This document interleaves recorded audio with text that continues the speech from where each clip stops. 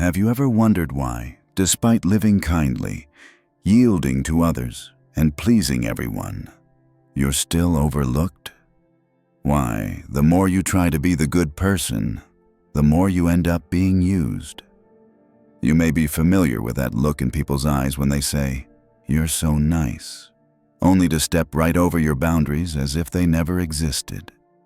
What you thought was a moral strength becomes an excuse for others to dismiss you. Society has planted an illusion in you that absolute goodness will lead to happiness and recognition. But Machiavelli once warned, the world is not ruled by kindness. It is ruled by power and strategy. When you cling only to one side of the coin, you make yourself the easiest person to predict. You believe that good people are loved, yet in reality, blind goodness turns you into the carpet others wipe their feet on. This video is not asking you to abandon kindness, but to free yourself from the invisible prison where the word good has become a set of chains. The difficult truth is this: being good does not liberate you, it binds you. And if you are brave enough to go further, you will see there is another way to be respected. A way Machiavelli pointed to centuries ago. This moment may be the first time you finally see the real price of living too kindly. Think back to the last time you were labeled the good person. Maybe it was at work, when you took on the extra task no one else wanted to touch. Maybe it was in friendship, where you were always the one listening, but no one ever truly listened back. Maybe it was in love, where you kept bending, sacrificing, yielding, only to be left behind without even a thank you. Society tells you that being good is a virtue. In reality, it is the easiest role to exploit. Because the moment you spend your life trying to please everyone, you stop being a person with identity. You become a convenient tool. People praise you as kind, but deep down, they know you won't push back. They know you'll give in. They know you'll never pose a threat. And in a world built on power, someone who threatens no one will never be respected. This is the cold truth Machiavelli saw centuries ago. Goodness does not naturally produce recognition. On the contrary, it makes you predictable, weak, and easily excluded from the games that matter. You believe you're cherished for being kind, but the reality is harsher. People only need you to fill a temporary gap in their lives. You think you're building an image, but you're quietly erasing yourself. And once people become accustomed to you always yielding, the day you finally try to say no, they won't see it as honesty. They'll see it as betrayal. Do you see it now? Being the good person doesn't just drain you. It sets up an unfair expectation you can never escape. The problem isn't kindness itself. The problem is that you've been using it like a safety ticket, believing it would shield you from harm. But Machiavelli would have told you bluntly, that is a failed strategy, because when kindness becomes your only way of surviving, it's no longer a virtue, it's just a slow form of self-destruction. Machiavelli never believed in the illusion that goodness will save the world. He looked at politics, at the raw machinery of power, and drew a harsh conclusion. Those who only know how to be good are destined to be destroyed. In The Prince, he gave us one of his most enduring images. A leader who wishes to survive must be both a fox and a lion. A fox to recognize the traps. A lion to instill fear so that others dare not attack. One without the other is never enough. If you are only a lion, you may wield strength, but you will walk blindly into the snares set by those who are cunning. If you are only a fox, you may be clever, but brute force will crush you in an instant. The world does not reward the naive who cling to one side of the coin. It respects the one who can wield both. And here is where psychology cuts deep into the core of those who live too good. You were trained to wear only the mask of the tame fox, polite, accommodating. conflict avoidant. You thought you were being wise by sidestepping confrontation, but in truth, you were only broadcasting your fear. And that avoidance itself is the trap you walk into. Because once people sense that you have no fangs, no growl, no willingness to bite back, all of your cleverness becomes worthless. On an unconscious level, human beings respect those they fear to harm, not those they know will always forgive. This is the chain Machiavelli wanted to expose. Morality by itself does not create power. In an environment where everyone is competing for advantage, morality only has weight when it stands beside strength. Without strength, your morality is just a label others use to exploit you. But when you combine the two, morality gains real power, because then it is a choice, not a survival mechanism born of fear. Look closely. Society will keep calling you a good person for as long as it benefits them, but they only pause when you show your growl. It is in that moment that your kindness begins to count, not because it makes them comfortable, but because they understand you could have chosen otherwise. That is the paradox. Only when you have the capacity to inflict, yet choose not to, does your virtue command respect. So, if you still believe that simple kindness is the path, recall the image Machiavelli left us.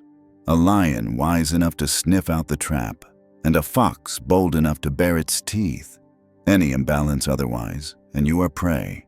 Imagine a chessboard. There are pieces whose every move is carefully calculated. The knight, the rook, the queen. And then there are pawns. Small, expendable, praised for their loyalty because they always march forward in a straight, obedient line. People may admire the pawn for its faithfulness, but the brutal truth is this: no one builds an entire game around a pawn. It is used, sacrificed, and replaced. That is the very unconscious mechanism society installs in you every time it glorifies goodness. You believe kindness is an absolute virtue, but in reality, it is the method by which you are turned into a pawn on someone else's board. The problem is not that you lack intelligence or skill. The problem lies in how you allow yourself to be defined by obedience. When every choice you make is guided by the desire to maintain the image of being a good person, you quietly remove yourself from the game of power. You become predictable, easy to move, and easy to replace. This loop is not simply a psychological reflex, but a social one. The more agreeable you are, the more you are labeled safe. The more you are safe, the more you are demoted to a tool. And the more you are treated as a tool, the further you are excluded from any position of real influence. This is the trap Machiavelli wanted you to see. The good do not fail because they lack virtue, but because they do not understand the laws of power. And those laws are merciless. The one who cannot create fear will never be respected. You think you are building a reputation for kindness, but in the eyes of others, you are only broadcasting a signal. This person will not fight back. And once that signal is clear, the world will treat you as a pawn, moved when convenient, discarded when necessary. Here lies the twist. You are not exploited because you are good. You are exploited because you do not make anyone fear losing you. Power does not reside in what you are capable of doing, but in the belief that others hold about you, that you are willing to do what they do not want to see. That is why Machiavelli warned, if you obsess only about being good, you will reduce yourself to a free resource. And free resources, sooner or later, are drained dry. So if you want to keep clinging to the illusion that blind kindness will save you, go ahead. But if you stay until the end of this video, you will confront a truth most people never dare to face. In the chessboard of life, The only pawns that are respected are the ones that know when to transform into queens. Have you ever noticed that in every group of friends or at work, there is always one person who feels like a wooden bridge? Everyone is used to stepping on them, relying on them, crossing over without a second thought, taking their presence for granted. A coworker who always picks up the leftover tasks. A friend who always absorbs everyone else's venting. A family member who sacrifices endlessly just to keep the peace. They are like a bridge stretched between two shores, making a path for everyone, yet no one ever pauses to ask, has the bridge ever grown tired? That person might be you. The one who takes on work just to avoid conflict. The one who replies to messages at midnight so others can feel secure. The one who keeps whispering to themselves, "It's fine," every time someone forgets their feelings. Everyone grows so accustomed to your presence that they no longer see it as valuable. The problem with the wooden bridge is that it doesn't know how to refuse. It doesn't know how to say, "Today I am weak. Today I need rest. Today I cannot carry more." It just keeps enduring until it rots, cracks, and finally collapses. And when it does, people are surprised for a moment, but only long enough to find another path, another bridge. In love, you resemble that wooden bridge even more when you believe that sacrifice will make someone love you more. But in reality, the easier something is to have, the less it is valued. People only cherish what they know they could lose. When you are always there regardless of how they treat you, the unconscious message you send is, "I am cheap. I can endure. I will never leave." From that moment, you have already surrendered power in the relationship. Machiavelli would put it bluntly, you are not disrespected because others are cruel, but because you are too predictable, too easy to step on without fear of consequence. A wooden bridge is only remembered when it breaks, but that memory is not respect. It is regret. Regret that they must now find another crossing. The cold lesson here is this: kindness without boundaries will only ensure you are used until nothing is left. People only recognize value when there is the risk of loss.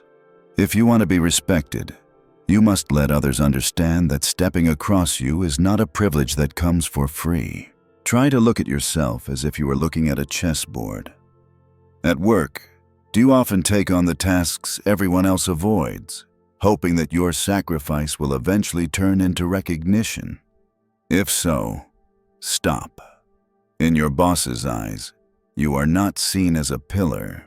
You are seen as a pawn, ready to move anywhere without complaint.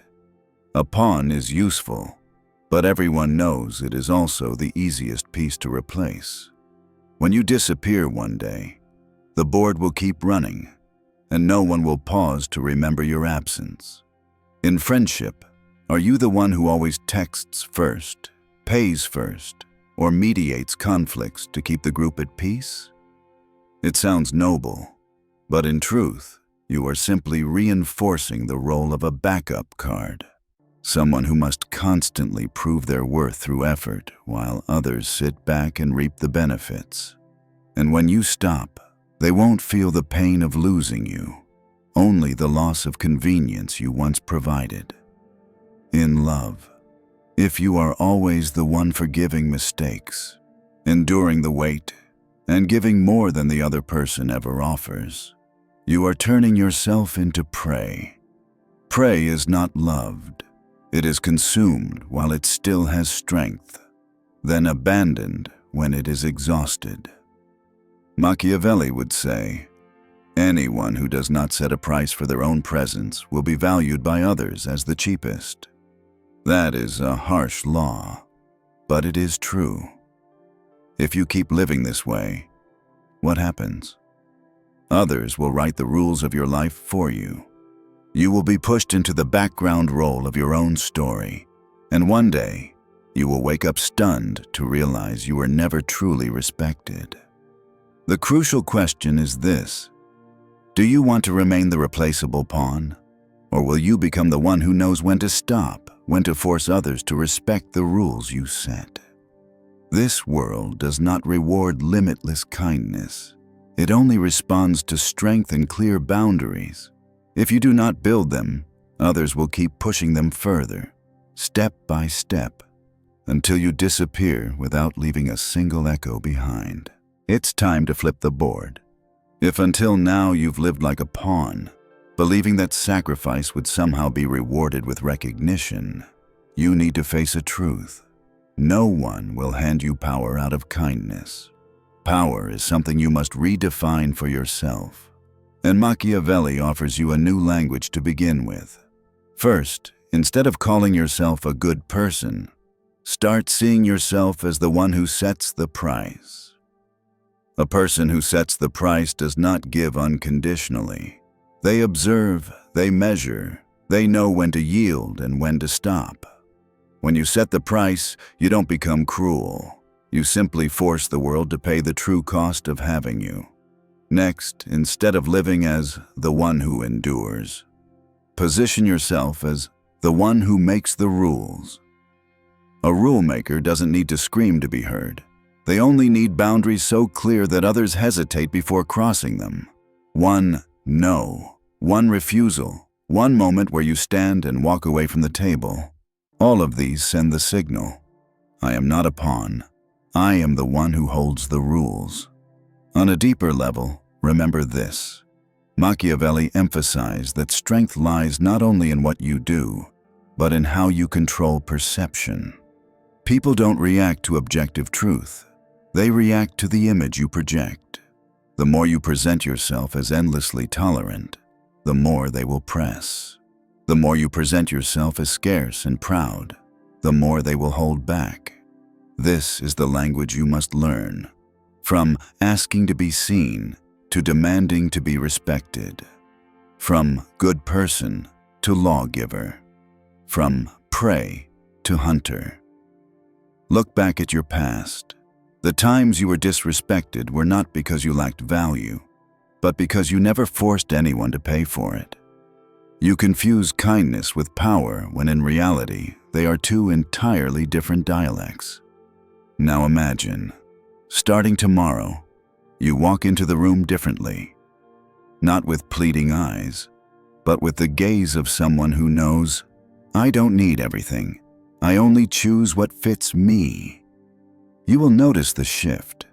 The same people who once treated you as compliant will pause, observe, and adjust their behavior. That moment is when you step off the board as a pawn and rise as the one arranging the entire game. And if you're still here now, remember this. Machiavelli was never trying to teach you how to be likable. He was teaching you how never to be devoured. Respect does not come from gentleness. It comes from your ability to make others realize that losing you is a price they cannot afford to pay. If you truly want to step away from the position of a pawn, begin with concrete moves. First, choose your move instead of reacting. At work, don't wait for others to dump tasks into your hands and then scramble to cope. Take initiative. Pick the assignments that let your strengths show, even if they seem small. The one who chooses the move is never the same as the one dragged along. Second, learn to say no as a strategy, not as an apology. One clear refusal positions you more strongly than 10 easy yeses. It creates distance, and distance always makes people cautious. Third, control your scarcity. Never let yourself be constantly available. People don't value what's always within reach. Make your presence heavy with weight by limiting your time, your promises, and your care. Fourth, practice observing instead of spilling every thought. Machiavelli understood well. The one who controls information controls the board. The more you keep strategic silence, the harder you are to predict, and the more respect you command. Finally, set your price each day. That price is not about money, it's about boundaries. I give this much and no more. I can walk away from the board at any moment. That is the kind of strength prey never has. If you can take these 5 steps, you'll start to see the game shift. No one will push you into a corner anymore. You will be the one arranging the board.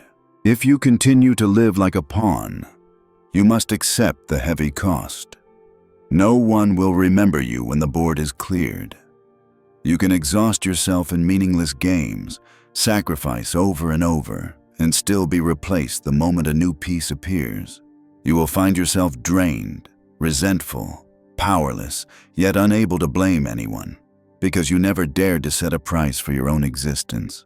That is the tragedy of those who believe goodness is enough. In the end, they lose both their self-respect and the recognition they sought. But if you choose to change, the outcome will be different. When you begin to place value on your presence, when you dare to leave the table instead of resigning yourself to stay, you not only reclaim respect from others, you reclaim trust from yourself. You don't need to shout to prove it, only consistency in your boundaries, and the world will adjust itself around you. Machiavelli once wrote, "Power is never granted. It is forced into recognition through the way you act." When you live as the one who shapes the rules, you acquire the quality of sharpness, knowing when to advance, when to retreat, when to let silence become the answer. You also acquire the quality of scarcity. Not everyone deserves your presence, and it is precisely the selectiveness that makes you valuable. And finally, you acquire the quality of freedom. You can exist in any game, yet no single game can bind you. That is the essence of true strength, not to be liked, but to be respected. So ask yourself, do you want your life to end as a forgotten pawn? Or do you want to step forward as the one arranging the match, where every move you make carries a mark no one can erase? In the end, imagine your life as a mirror placed in the middle of a square. Everyone who passes leaves behind a glance, a whisper, a faint stain across its surface. If you remain still, that mirror will soon be covered with the marks of others, and the true image of yourself will disappear.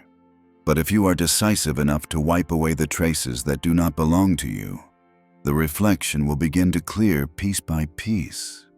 You will see that strength does not lie in making everyone comfortable, but in keeping your own surface clear, so that anyone who looks will know they are facing something that cannot be replaced. This week, you don't need to change everything. Just try one thing. Place your hand on your own mirror and ask, which of these marks is not mine? That answer will be the beginning. And in the next video, you may come to realize there is an even deeper layer within yourself, a place that not even the mirror has ever reflected.